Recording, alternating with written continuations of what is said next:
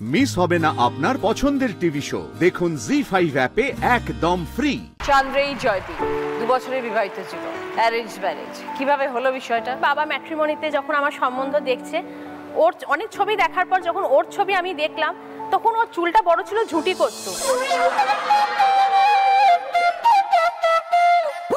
মানে আমি তো ওই ছবি দেখে বললাম না না না, এই ছেলে ইম্পসিবল আমার পক্ষে বিয়ে করা ছিল।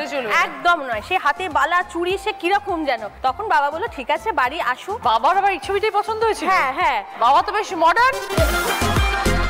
বাট সত্যি যদি সামনে যখন আমি ওকে ফার্স্ট দেখি, যেটাকে বলা হয় লাভ এট ফার্স্ট সাইট, তখন কি চুলটা কেটে এসেছিল নাকি? একদম ঠিক এরকম। সে তো আসতেই হতো না, সে তো আসতে, হ্যাঁ। তখন মানে ওর পার্সোনালিটি, ওর অ্যাপিয়ারেন্স, কথাবার্তায় সবকিছু দেখে মানে একদম পুরো আমি গলে গেছিলাম। এবং তারপর থেকে আমাদের আস্তে আস্তে প্রি ওয়েডিং ফটোশুট শুরু হলো, তারপর আমাদের বিয়ে। জয়দীপের কি ভালো লেগেছিল বউয়ের? ওকে আমার এমনিতে ছবি দেখেই পছন্দ হয়েছিল। তারপর বাড়িতে গিয়ে কথাবার্তা শুনলাম, এমনি অনেক গুণ আছে ওর, গান ভালো করে, আবৃত্তি করে ভালো। তুমি ওখানে যখন দেখতে গেলে তুমি ওকে বললে এগুলো করো আমার সামনে? না না না, এটা সেটা বলিনি। বলিনি। কি বললে কথা দুজনে? প্রথমে আমি জিজ্ঞেস করছি মাধ্যমিকে কত মার্কস পেয়েছো, হাই সেকেন্ডারিতে কত পেয়েছো, কোন সালে চাকরি পেয়েছো, এই সব জিজ্ঞেস করছে। তারপর আলাদা করে জিজ্ঞেস করে, আমি কিন্তু ভীষণ ঘুরতে যেতে ভালোবাসি, আমার কিন্তু ভীষণ ফটোগ্রাফিতে ন্যাক আছে, তুমি এগুলো আমার সাথে মানিয়ে নিতে পারবে তো? এই তখন প্রশ্ন মানে আমি চলছে। আসলে বাড়িতে থাকি কম, বেশি ঘুরতে ভালোবাসি। সত্যি কথা বলতে গেলে বর পার্টনার তো সবই পেয়েছি, মানে আমি একজন পার্সোনাল ফটোগ্রাফারও পেয়েছি। হ্যাঁ, যেটা আমি খুব লাকি নিজেকে মনে করি। 2 বছরে একে অপরের কি বুঝলে, কি জানলে? বিয়ের আগে লাইফটা যদি বলি 50% ছিল, এখন 100% কমপ্লিট হয়েছে ওকে পেয়ে।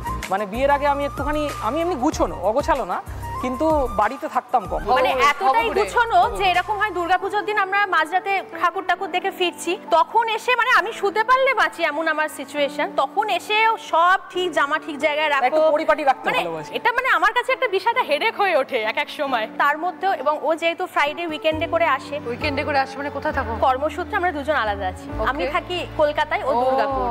মানে বিয়ের পর থেকে এরকম ভাবেই আছে? বিয়ের পর বিয়ের সময় থেকে। জয়দীপ তুমি একা থাকো দুর্গাপুরে, রান্না বান্না সব জানো? না, রান্না বান্না টুকটাক জানি, আর বাকি হোম ডেলিভারি ওখানে ব্যবস্থা করা আছে, অফিসের ক্যান্টিন আছে। বউকে নিশ্চয়ই মিস করো? সে তো বটেই। বউ ভালো রান্না করে? ভালো রান্না করে, আর আমি ফ্রাইডে করে যখন ফিরি ও কিছু একটা স্পেশাল বানিয়ে রাখে। হ্যাঁ, খুব ভালো রান্না করে। Very good. তো একে অপরের মধ্যে এমন কি পেলে যেটা 2 বছরে পরিবর্তন হলে ভালো হয়, যেটা একটু পছন্দ হচ্ছে না, এরকম কিছু? ওর তো আমি বলবো ইমোশনটা বড্ড বেশি, মানে হয়তো সব মেয়েরা ইমোশনাল হয়, এটা ন্যাচারাল। এটা এবার ইমোশনটা ঠিক আছে, কিন্তু আমি সব মেয়েদের জন্যই এটা বলবো যে মানে যেটার জন্য রাগটা হচ্ছে সেই কারণটা আমি বুঝতে পারি। বাকি ছেলেদেরও হয়তো একই মতামত হবে। না, এটা আমরা মেয়েরা কোয়াইট ন্যাচারাল, এটা আমরা সবসময় চাইবো যে আমরা রাগ অভিমান যাই করি, হাজব্যান্ড সেটা বোঝার চেষ্টা করবে। এবার আমি নিজের মতন গল্প করছি, তারপর অনেকক্ষণ বাদে হয়তো বুঝতে পারলাম যে ও কোনো কারণে একটা রেগে রয়েছে, সেইটা রাগ বুঝতে গিয়েই আমার মাঝরাতে হয়ে যায়।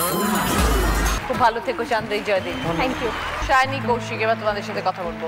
ডান্সের সূত্রে আলাপ, কিভাবে আলাপ? একটা প্রতিযোগিতায় গিয়ে আমাদের আলাপ, তো সেখানে আমিও পার্টিসিপেট ছিলাম, ও ওর বিভাগে পার্টিসিপেট ছিল। আমি যাচ্ছি পাস করে, ও তখন মেকআপ করছে, ওর সাথে ওর গুরুজি ছিলেন, তো উনি ওকে মেকআপ করাচ্ছে। কিন্তু ওর ব্যাপারটা কিরকম, আমি পাস করে যাচ্ছি, ও এইভাবে দেখছে, ওকে মুখটা সরিয়ে দিচ্ছে এইদিকে, ও এইভাবে দেখছে। না, এটা একটা কারণ আছে, কারণ ওদিন দুটো ইভেন্ট হয়, একদিন রবীন্দ্র হয়, একদিন ক্রিয়েটিভ হয়। তো রবীন্দ্র দিন আমি ওর নাচ দেখেছি, তো দেখার পর আমার ওকে খুব ভালো লেগেছে, নাচটা ভালো লেগেছে, ওর সাজটা।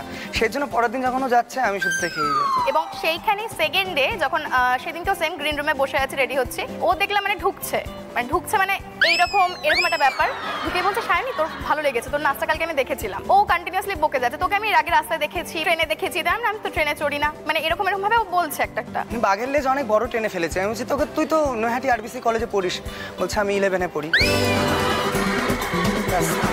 তখন আমি বোকা হয়ে গেলাম, আমি না হতেই পারে না। বলছে আমি পড়ি 11-এ, তুমি কি করে বলবে? ব্যাপারটা সবাই যদি দেখে আমরা একই ফিল্ড বিলং করি, সবাই ভাবে হয়তো লাভ ম্যারেজ, কিন্তু আমাদের কিন্তু অ্যারেঞ্জ ম্যারেজ। আমার বাড়ি থেকে তখন বিয়ে ঠিক করছে, যেই এসে আমি রিজেক্ট করি, না না এ ভালো না, এ পড়াশোনা জানে না, এ নাচ গান জানে না, এ কবিতা আবৃত্তি জানে না, ঠিক আমার পাশে যাবে না, বলে বলে কাটিয়ে দিতাম। তো একদিন বাড়ির থেকেই অফার আসলো যে সায়নীকে তোর কেমন লাগে, কারণ আমার জুলাই মাসে জন্মদিন, ও গেছিল সেখানে। তো রাতারাতি 2 দিনের মধ্যে কথাবার্তা ফাইনাল হলো। বৃহস্পতিবার রাতে কথা হয়েছে, রবিবার দেখা করতে যাবে, সব পাকা কথা বলে ডিসেম্বরের মধ্যে বিয়ে ফাইনাল। ওইভাবেই বিয়ে হলো। তারপর থেকে চলছে। আমাদের একটা মেয়ে আছে 6 বছরের, বাহ, ওর নাম তিলোত্তীর্ণা। তুমি একটু হাই করে দিও প্লিজ। তিলোত্তীর্ণাকে আমার অনেক অনেক ভালোবাসি। অপরাজিতা, সৌরভ দুজনেই গানের মানুষ। কিভাবে পরিচয়? গানের সূত্র ধরেই আমাদের মানে একটা রিহার্সাল ওদের বাড়িতে হচ্ছিল, সেখানে আমি প্রথম গেলাম গান গাইতে, তো সেখানেই আলাম। তারপরে আমাদের জার্নিটা শুরু হয়। ও খুব ভালো মানে কিবোর্ড গিটার দুটোই বাজায়, তার সাথে খুব ভালো সুর করে। তো ওর সুরগুলো আমার এত ভালো লাগতো, তো কথা লেখার চেষ্টাটা সেখান থেকে শুরু হলো। তারপরে আমরা একসাথে এখনো অবধি কাজ করছি। 2015 সালে এমনি ফোন করে একদম একটু বেশ হুমকির মতন, শোন আমি মোটামুটি ডিসাইড করে ফেলেছি, বিয়ে করলে তোকে করব, এবার বাকিটা তুই দেখে নে। কারণ এই ভালো লাগা এই ব্যাপারটা নিয়ে আমি ঝুলে থাকতে চাই। বিয়ের পরে জীবনটা কেমন? এক বাবার কাছ থেকে এসে মোটামুটি মনে হচ্ছে আরেকটা আরেকটা বাবার বাবা গাইডেন্সে হয়ে গেছে। আমি আছি। হ্যাঁ, ও একটু মানে একটু ডিসিপ্লিন, মানে কাজের জায়গায় ভীষণ স্ট্রিক্ট। মানে ওর ডেমোগুলো সুরগুলো তো প্রথমে আমাকেই শোনে, আমাকেই গাইতে হয়। মানে রেকর্ডিংয়ে বসলো স্টুডিওতে, 1 টেকে আমাকে ডান করতে হবে। এবার ওর অভিযোগ হচ্ছে যে আমি অন্য সিঙ্গারদের বেশি টাইম দিই, ওকে টাইম হতেই দিই পারে, না। এটা একদম ঠিকঠাকই বলেছে, ভুল কিছু বলেনি, হয়তো তুমি সেটা দাও। মানে সুরটা ঠিকভাবে তুলতে পারছি না, হয়তো কোথাও একটু সমস্যা হচ্ছে, গিটারটাকে ধারাম করে রেখে দেয় খাটের ওপরে রেগে গিয়ে। হ্যাঁ, ঘরের কাজে আমি ওকে একটু ধমক ধমক দিই, কিন্তু তখন বলে আমি তো শিল্পী, আমি একটু অন্য মানুষকে হতেই পারি না। আমি কি, আমিও তো শিল্পী। সৌরভ, বউ কেমন? হ্যাঁ, বউ তো ভালোই আর কি, ঠিক আছে, ভালোই। ভালোই। ও হচ্ছে প্রচুর কথা বলে, আর আমি মোটামুটি সারাদিন বাড়িতে হ্যাঁ এইতে থাকি। এবার ওকে আমার পছন্দই হয়েছিল, মানে আমি ভেবেছিলাম যে কথা বলে বেশ বলে। একটা ভালো মুখপাত্র পেয়ে যাবো। সেই জন্য তো তুমি ভালোবেসে বিয়ে করেছো। হ্যাঁ, ওটাই তো বললাম, আমার মুখপাত্র, তো আমি চুপচাপই থাকি। না না, কিন্তু বলে, ওটা নিয়ে বলে এত কথা বলিস কেন। স্বপ্ননীলা, অমিত, ব্যাংক কর্মী দুজনে, একদম। পরিচয় কিভাবে? আমরা কর্মসূত্রে হচ্ছে যখন এক জায়গাতে ছিলাম, তো কোভিডের সময় তো লকডাউন হলো, তো একদিন আমাকে প্রপোজালটা দেয় যে তুমি কি আমার বাইকে যেতে রাজি আছো, কারণ গাড়ি তো নেই, অফিস কখন গাড়ি পাঠাবে, সন্ধে হয়ে যাবে, তো চলো তোমাকে ছেড়ে দিই। তো আমাকে নিয়ে আসতো যেত, এটা রেগুলার হতে হতে, তো একদিন আমাকে হঠাৎ আনএক্সপেক্টেডলি ও আমাকে বাইকে বাড়ি আসার সময় বলে একটা কথা বলবো তোমাকে। আমি না তখন একটু গেস করেছি, কিন্তু আমি বুঝতে দিলে চলবে না ওই মুহূর্তে। তো আমি তখন ওকে বলি যে এখন আমি কোনো কথা শুনবো না, আমি কালকে কথা শুনবো, আমি বাড়ি যাব, কারণ মাথায় একটা টেনশন চলছে, কি বলবে না বলবে, বাড়িতে গিয়ে এখন বাবা মায়ের সামনে আমি কিভাবে রিপ্রেজেন্ট করবো বুঝতে পারছি না।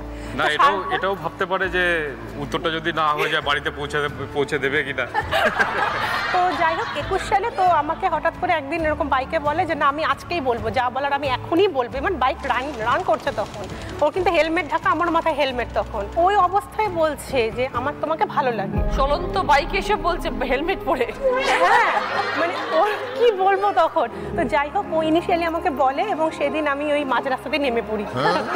কিন্তু সবকিছুর শেষে যেটা বলেছিল 2 দিন পরে, সেটা তারপরে আমি ওর বাড়িতে গিয়ে কথা বলেছিলাম। তারপরে বিয়ে হলো। হ্যাঁ, 22 সালের ডিসেম্বর। 2 বছর কেমন কাটছে? খুবই ভালো কাটছে। ভালোই বলবো আমি। কতটা সংসারী বল? হিসেব নিকেশও দেখে আবার খরচে।